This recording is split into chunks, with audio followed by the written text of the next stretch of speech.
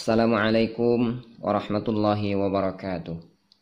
Innal hamdalillah nahmaduhu wa nasta'inuhu wa nastaghfiruh wa na'udzu billahi min shururi anfusina wa min sayyiati a'malina. May yahdihillahu fala mudilla lahu wa may yudlilhu fala hadiya lahu.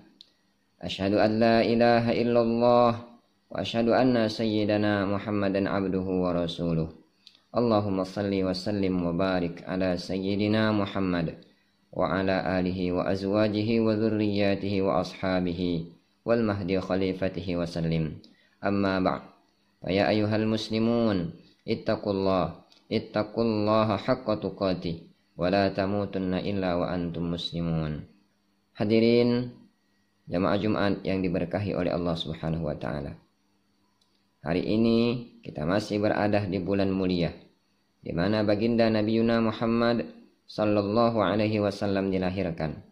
Maka kita memanjatkan rasa puji dan syukur kita kepadanya, kepada Allah Subhanahu wa taala, yang telah mengirim kepada kita Nabi Muhammad, hamba yang penuh cinta dan rahmat.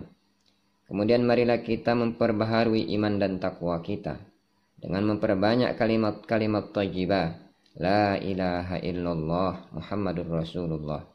Nabi Muhammad sallallahu alaihi wasallam mengatakan, iman itu ada 60 bahkan 70 lebih cabang.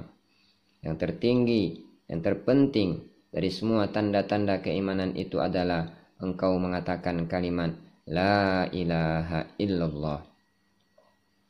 Maka jika ingin memandang siapakah orang yang paling kuat imannya, paling tinggi derajatnya di sisi Allah, perhatikanlah orang yang tidak lepas dari kalimat thayyibah, kalimat la ilaha illallah.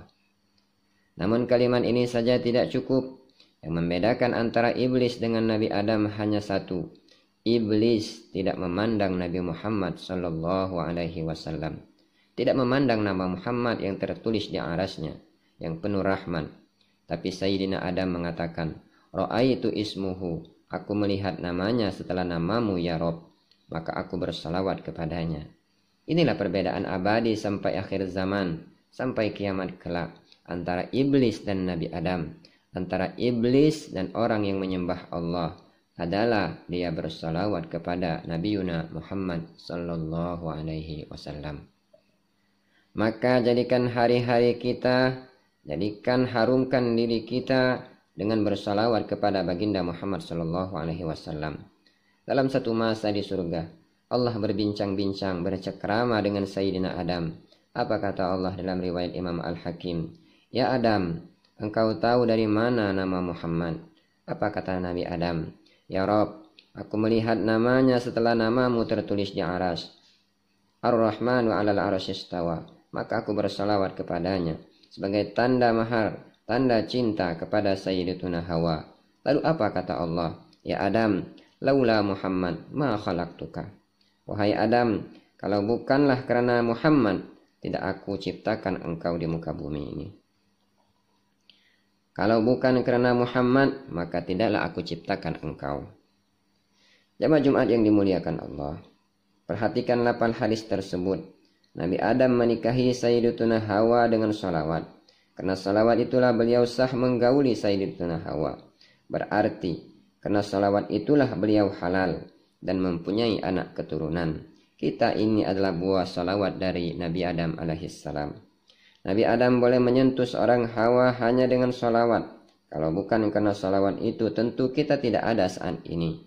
Maka jika Allah mengatakan, wahai Adam, kalau bukan karena Muhammad aku tidak ciptakan engkau, maka bolehlah kita menambahkan, wahai umat manusia, jika bukan karena salawat kepada Nabi Muhammad sallallahu alaihi wasallam, engkau tiadalah terlahir, engkau tiadalah sah hidup di muka bumi ini.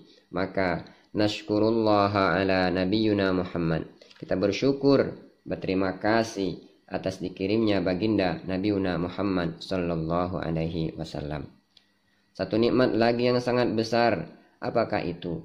Kita tidak pernah meminta, tapi kita dilahirkan di akhir zaman.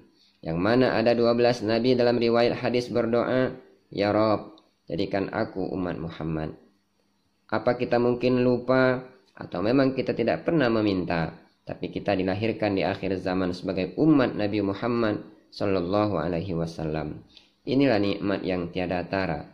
Maka setiap napas ini sudah seharusnya ada pujian kepada Allah Subhanahu wa taala atas nikmat yang sangat besar ini, nikmat kita sebagai umat Nabi Muhammad sallallahu alaihi wasallam.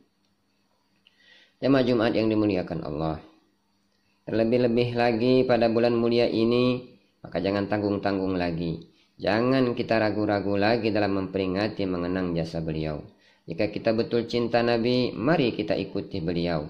Mari kita mempelajari kisah-kisah beliau, mempelajari sejarah dan sirah-sirah beliau.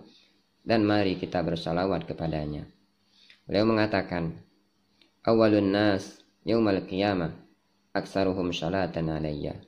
Orang yang paling dekat kepadaku di hari kiamat kelak, dan orang yang pertama akan aku urus di hari kiamat kelak, mereka yang paling banyak bersalawat kepadaku.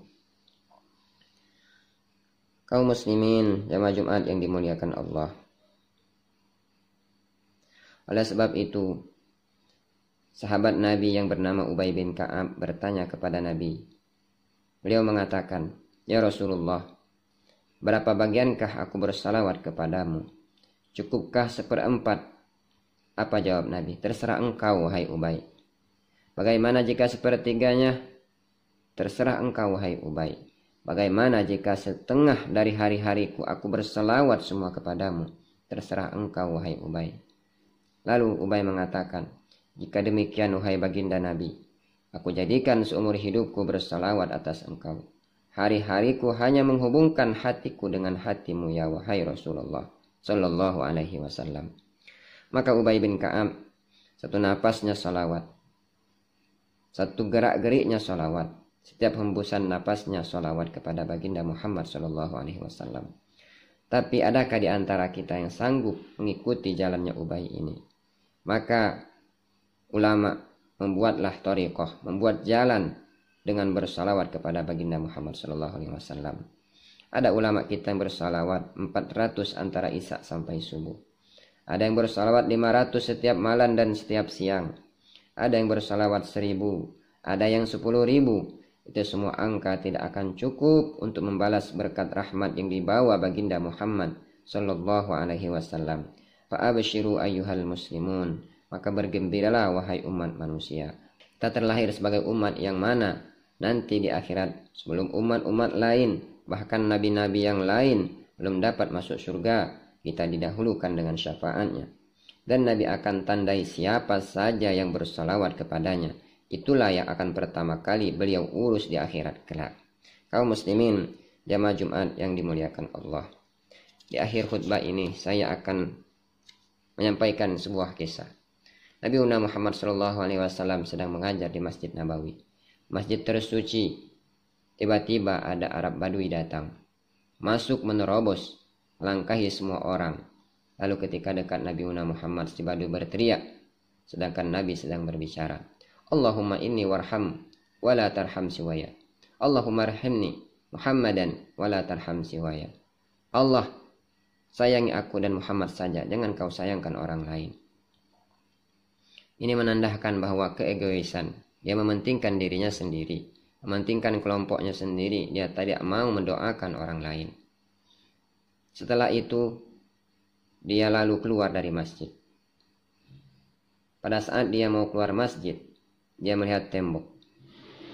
Sampai di tembok itu dia buang air kecil. Badui ini pun meninggalkan jejak yang tidak harum di ujung masjid ini. Melihat hal seperti itu, para sahabat-sahabat Nabi mengambil senjatanya, ingin memukul dan membunuhi Arab Badui ini. Tapi Nabi sang rahmatan lil alamin, yang di dalam dirinya ada rahmat, rahmatnya tiada terhingga. Orang yang tidak mengerti pun, tidak punya adab sekalipun dia sayangi. Maka beliau mengatakan, biarkan dia, karena dia sedang menunaikan hajatnya. Bayangkan, orang ini berbuat sesuatu yang sangat menjijikkan di masjid. Tapi Nabi tidak mengatakan bunuh, Nabi tidak mengatakan usir, Nabi tidak mengeluarkan kata-kata yang membuat hatinya sakit ataupun kecewa. Inilah Nabi, seorang uswatun hasanah, yang bisa kita teladani. Nabi tidak membawa kebencian. Nabi wajahnya tidak seperti pedang. Wajah Nabi itu seperti rembulan di bulan penuh yang kita sebut dengan Al-Badar malam 14 itu. Wajah beliau dipandang dari jauh merindukan, dari dekat menambahkan cinta. Tidak ada kekerasan, tidak ada hinaan, tidak ada kutukan. Oleh sebab itu, mari kita hidupkan sunnah-sunnah ini, terutama sunnah mencintai seluruh umat manusia, mencintai segala makhluk Allah, mencintai alam semesta ini. Demikianlah khutbah kita pada kesempatan kali ini. Semoga Allah merahmati kita semua. Semoga Allah menerima persaksian kita semua dan mengumpulkan kita nanti di surga bersama baginda Muhammad sallallahu alaihi wasallam.